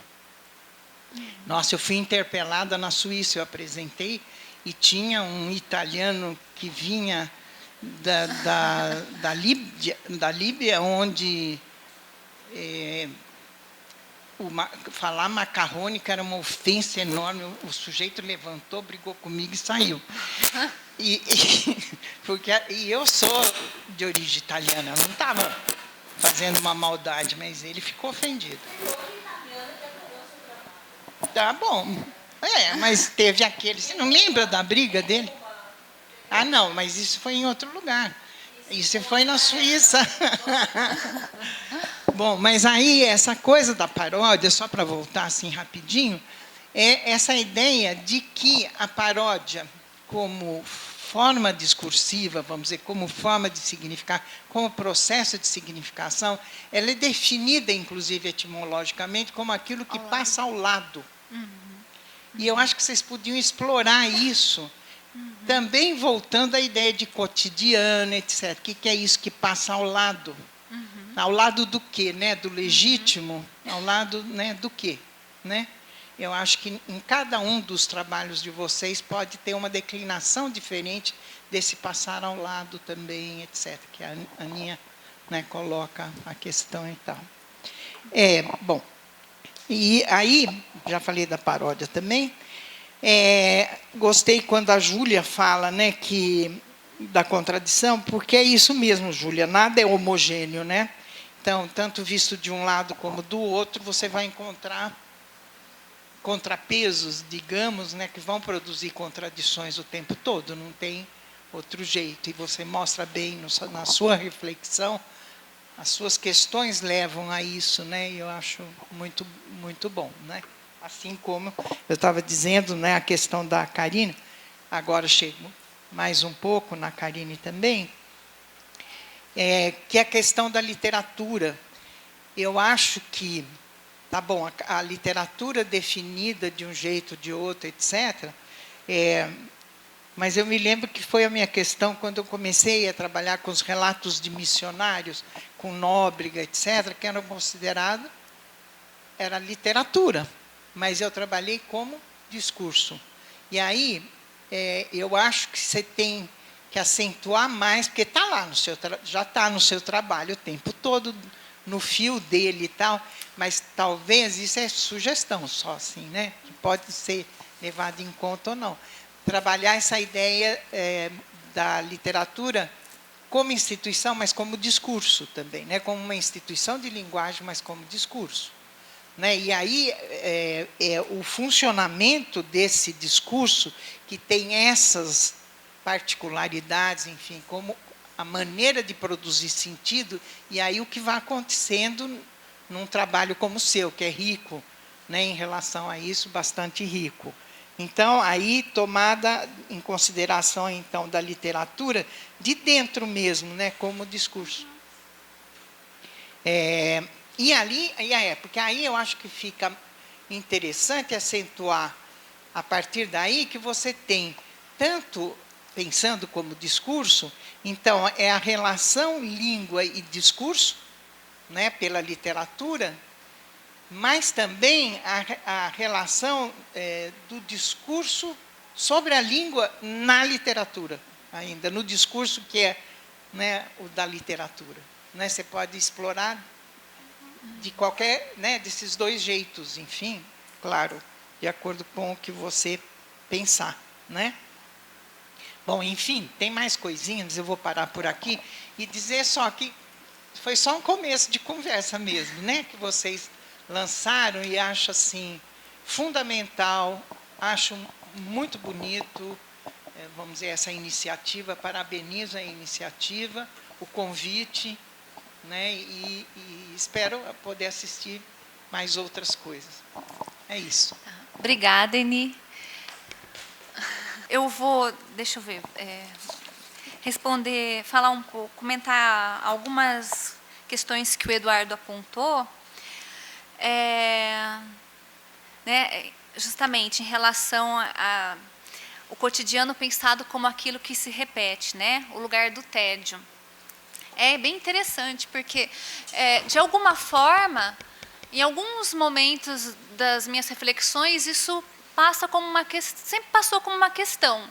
E aí eu assim, bom, não é por aí. Mas aí, quando eu fiz essa síntese aqui para apresentar, quando eu falo, bom, que o cotidiano também, quer dizer, existe opressão no cotidiano, né? Não é exatamente isso, né? Não é exatamente o tédio. Então, eu acho que é interessante pensar como é que também tem um sentido comum de cotidiano em que ele é significado nisso, né, no lugar do mesmo, do tédio, diferente do que o Michel de Certeau propõe, que é a possibilidade de você criar a partir do cotidiano, né? Então, eu agradeço essa pontuação. Vou pensar, né, incluir ela nas minhas reflexões, porque eu acredito que, de alguma forma, isso pode estar relacionado com o modo pelo qual também esse lugar do científico constrói, né, um espaço e bom, exclui alguns aspectos, né, que não seriam parte, né, do científico, porque não criaria, não sei. É algo que eu acho que pode ser interessante de ser pensado. Né? Também essa reflexão, justamente, né, que das ideias como produto desses saberes, também está ligada a isso. Né? Então, quer dizer, tem um saber sobre o cotidiano que é diferente desse que eu estou construindo nesse espaço, buscando construir aqui. Né? Então, quer dizer, o que se sabe do cotidiano como o lugar mesmo do tédio, não sei o quê, né, que é algo que eu acho que é interessante a ser pensado, né, mas que outro tipo de produto, né? Quer dizer, de ideias que estão sendo produzidas a partir de outras reflexões, né? Que procuram ver o cotidiano de outro modo. Então, eu acho que é bem interessante, né? Então, isso está articulado. Aí, em relação às pontuações da INI, deixa eu ver. Então, no meu projeto eu falo um pouco, ficou bem sintética, né? Aqui não toquei muito na questão da ideologia, né? Tem um outro no discurso Estrutura e Acontecimento, o Peixe fala, né, de coisas a saber que ninguém sabe de fato o que é, né? Então, quer dizer, isso você não tem como definir, né? E como é que pela ideologia, né, quer dizer, esse saber que há um saber que não se sabe bem, quer dizer, que não se ensina, mas que existe produzindo efeitos, né? Então, justamente, como pensar isso, né? Esse saber cotidiano tendo em vista isso.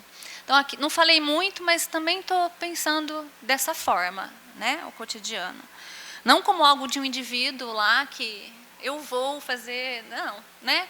Mas justamente como um sujeito que está inscrito numa história pela ideologia, né?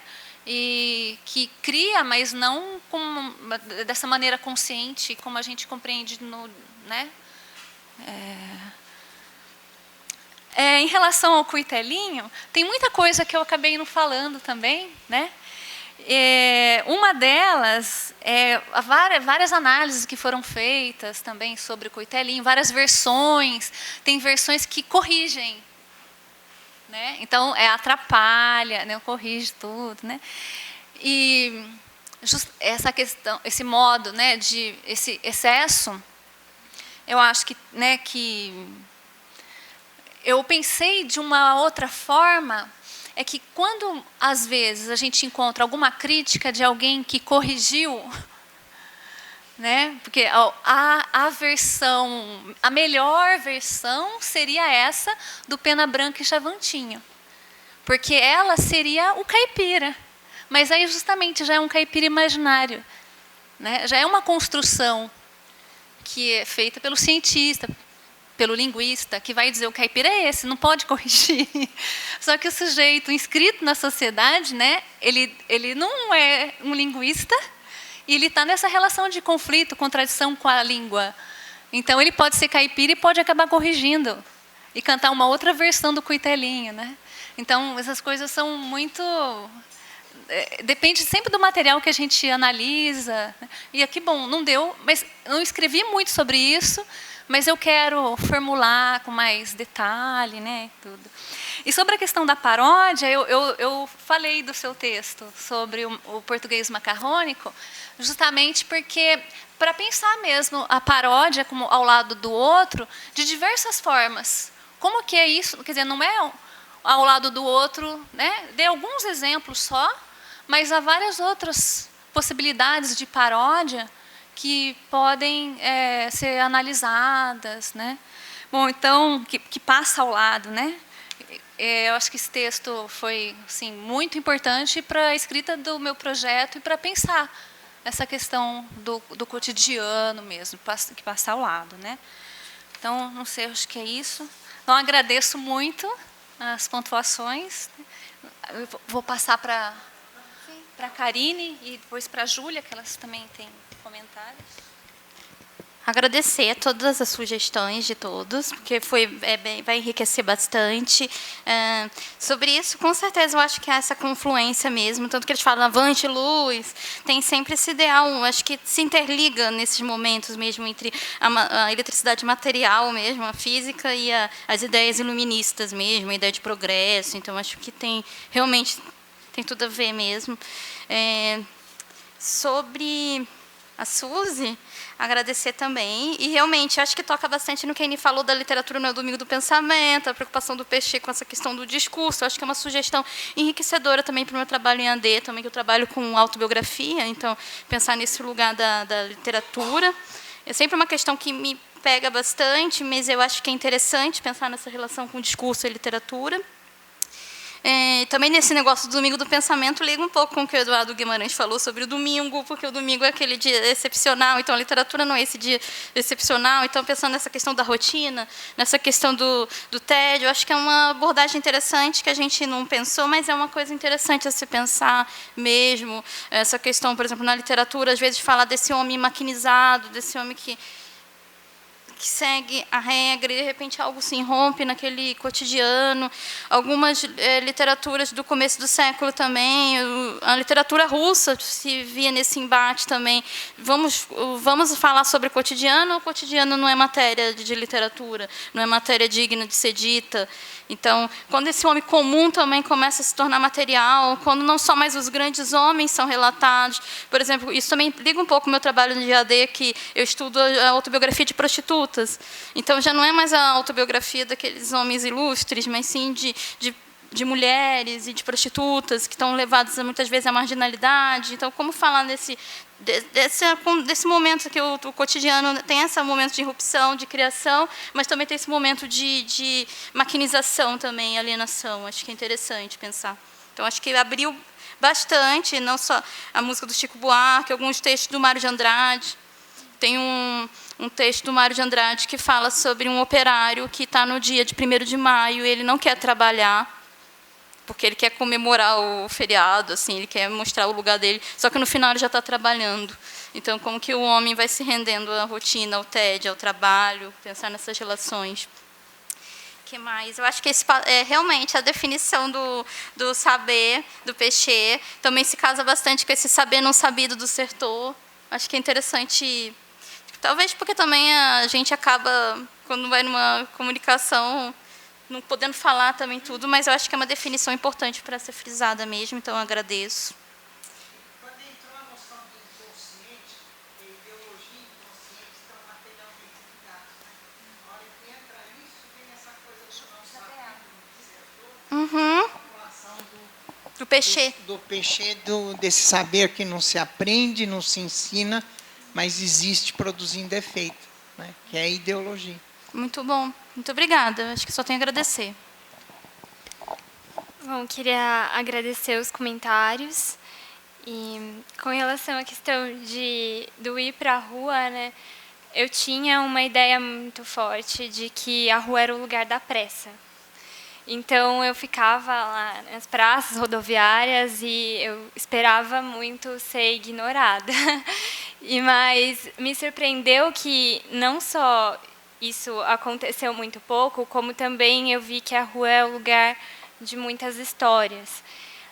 As definições, a maioria que eu tenho, elas não vêm, como eu posso dizer, pontualmente. Então, quando eu pedia para uma pessoa me dizer o que era família para ela, ela dizia: nossa, família, quando eu tinha 7 anos, minha mãe...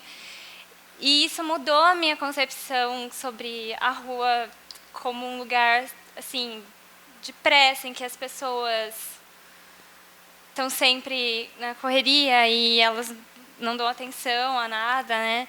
Foi muito surpreendente para mim ver essa circulação de histórias. Eu gostei muito de estar nesse espaço. Eu não era a ideia inicial, mas foi muito importante, foi fundamental. E com relação à contradição, né, que a Anne comentou, também era algo que eu não tinha em mente até pedir para as pessoas. Sim, até pedir para as pessoas me passarem as definições, né, me darem as definições, porque é o que eu comentei bem rapidamente aqui, por questão de tempo. Quando eu li Casa das Estrelas, né, lá no ensino médio, eu vi essa abertura para o lúdico e, de alguma forma, ficou na minha cabeça como se houvesse uma possibilidade de total desvio, de total abertura.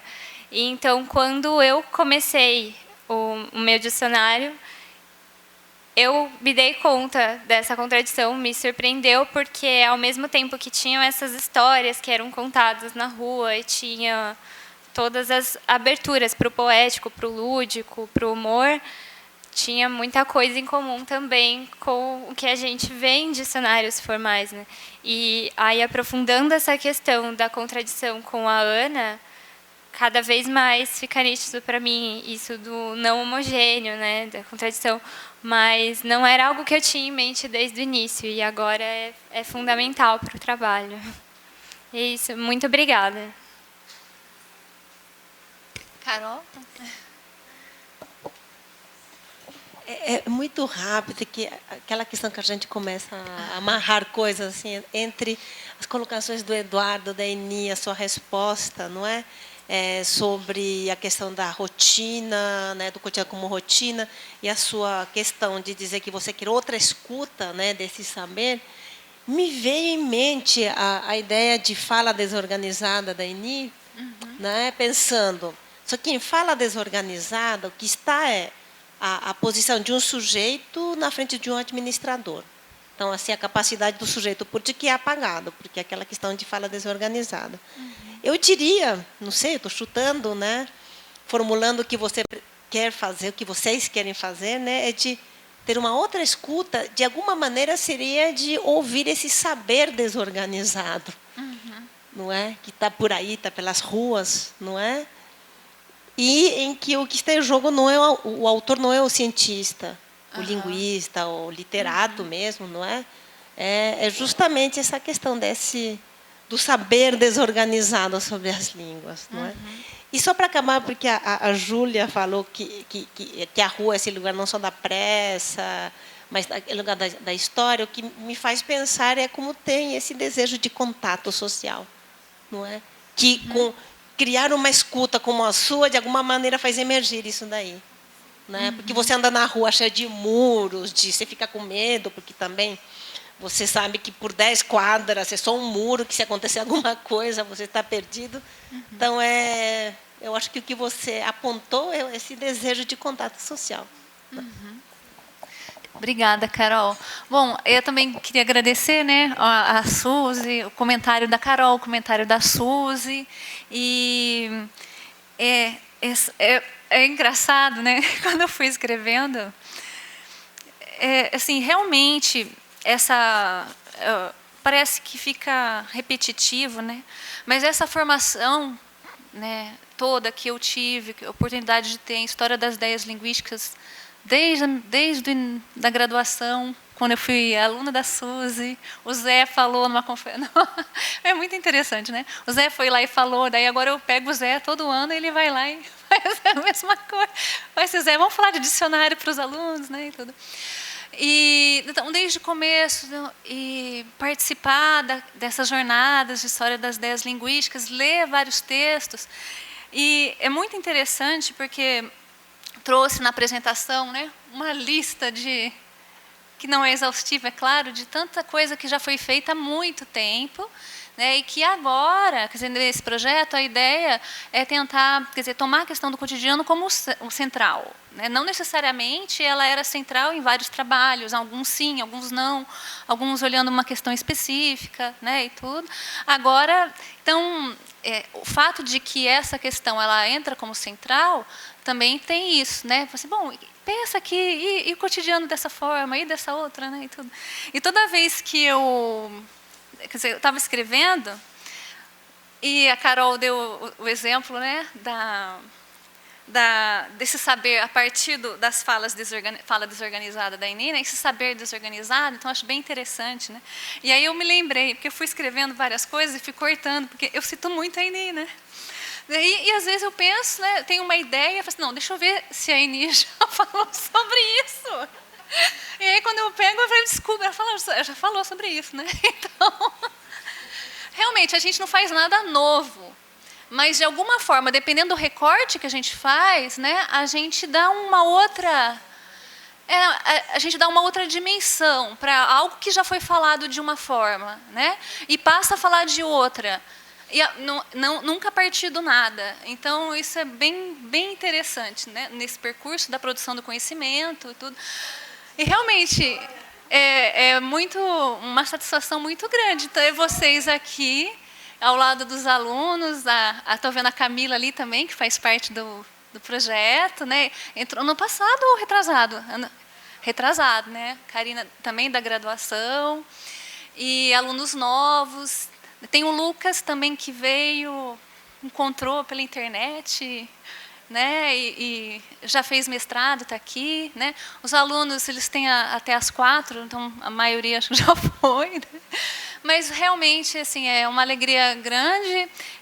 Eu não vou terminar ainda porque acho que tem um comentário para a Karine fazer, né? Ou não? Júlia? Você quer falar, Ju? Então vou passar para a Ju. Agora são 5 horas, né?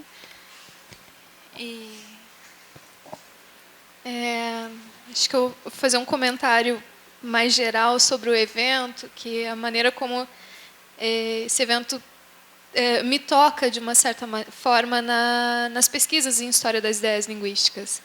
E eu estava lembrando aqui que, em 2007, foi a primeira vez que eu vim aqui no IEL, e eu vim de ônibus de Santa Maria até aqui, e era a conferência de um evento só sobre o Fernão de Oliveira, em que eu lembro que você apresentou, Ana, a Carolina, que organizou, a Carolina apresentou, os professores, vários professores apresentaram, e algumas falas ali daquele evento me tocaram muito como aluna, o tempo todo assistindo, ouvinte, em todas as falas, e eu lembro de um momento em que, acho que foi a Carolina que apresentou. Foi a Fedato, então. Foi. Depois eu perguntei para a Fedato, ela me disse que achava que fosse você. E na apresentação dela, a professora Eni levantou e fez um comentário. E aquele comentário foi muito forte para mim, que eu lembro que ela levantou e disse assim, a Carolina trouxe a citação, falamos a mesma língua, mas falamos diferente. E a Eni disse assim, esse mas falamos diferente mas falamos diferente. Falamos diferente. É outra língua. É a língua brasileira. E eu voltei com aquele Fernão de Oliveira, né? E aquele mas falamos diferente. E isso ressignificou todo o meu trabalho de pesquisa na época, né? Ainda estava no inicinho do mestrado. E depois eu tive um outro encontro, aí sim, com a Carolina e com a Ana, em que nós, de fato, nos conhecemos na ICOS em 2014, nos bastidores, não dizer onde foi. No toalete. E nós tivemos um embate com um professor, né, da historiografia, e eu lembro da resposta que eu cheguei a dar na mesa, né, foi muito simples a resposta. E elas estavam comemorando no banheiro da ICOS, e eu entrei. A gente fez uma festa no banheiro da ICOS. E foi muito engraçado isso, né? Como essas relações se dão de diferentes maneiras, pela teoria, pelos comentários, nas discussões, nesse momento de reflexão outra, sobre os saberes, né, tanto científicos quanto os saberes do cotidiano, que não são necessariamente legitimados pela ciência ou na política, ou se inscreve. E também aqui a professora Suzy, né, primeira vez que eu apresentei um trabalho, em 2013, você estava lá, né, nos debates. É muito legal de hoje estar aqui num evento em História das Ideias Linguísticas, né, rememorando também esses momentos, né, que é da própria história do conhecimento linguístico no Brasil, com a presença aqui também do professor Eni, professor Eduardo. Para nós é muito forte essa história toda. Rapidinho, não, mas está falando das relações, né? Bom, quando falou do cotidiano, eu pensei na Suzy imediatamente, não tinha como não, né, Suzy? Era dissertação de mestrado.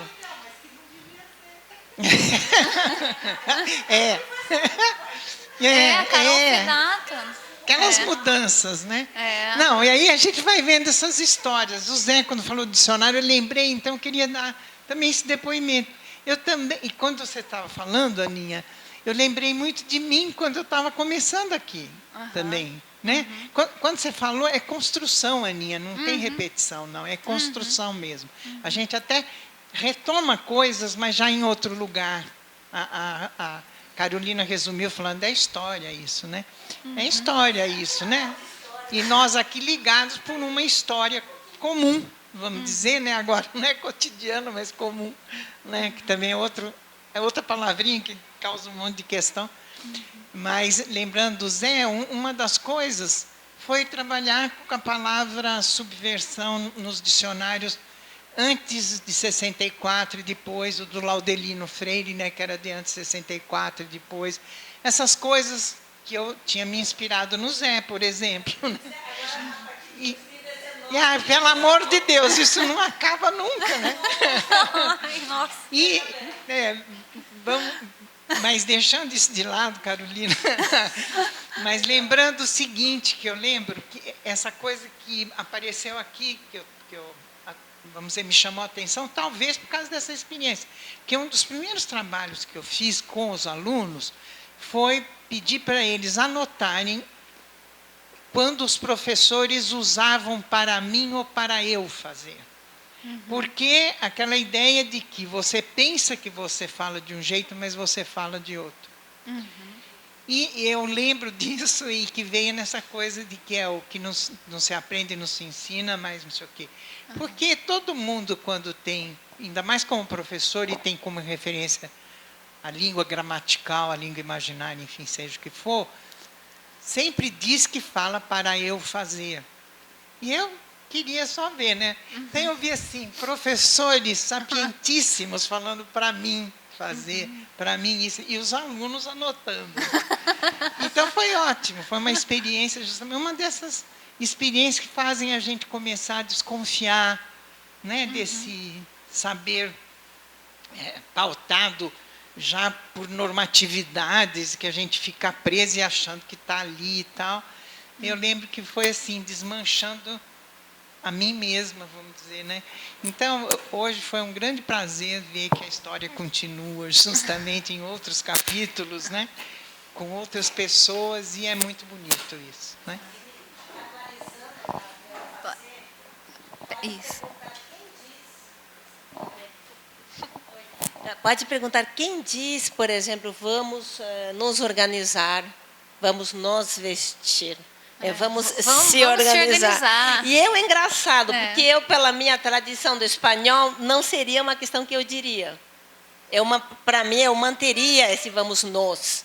Né? E agora, com as minhas filhinhas, é claro que aí pega tudo, né? Vamos se organizar, fora o adolescentez, né? Pô, cara, tipo assim, mãe, tipo humano, falando, ai, tô ficando doente. Falando assim, essa questão de sensibilidade, né? Da questão do sensível mesmo, né?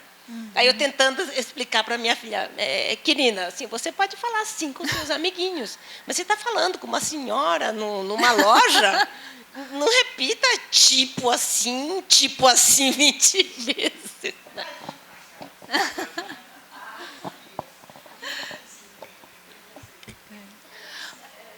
Bom, gente, dado o avançado da hora, né? Porque já faz parte da...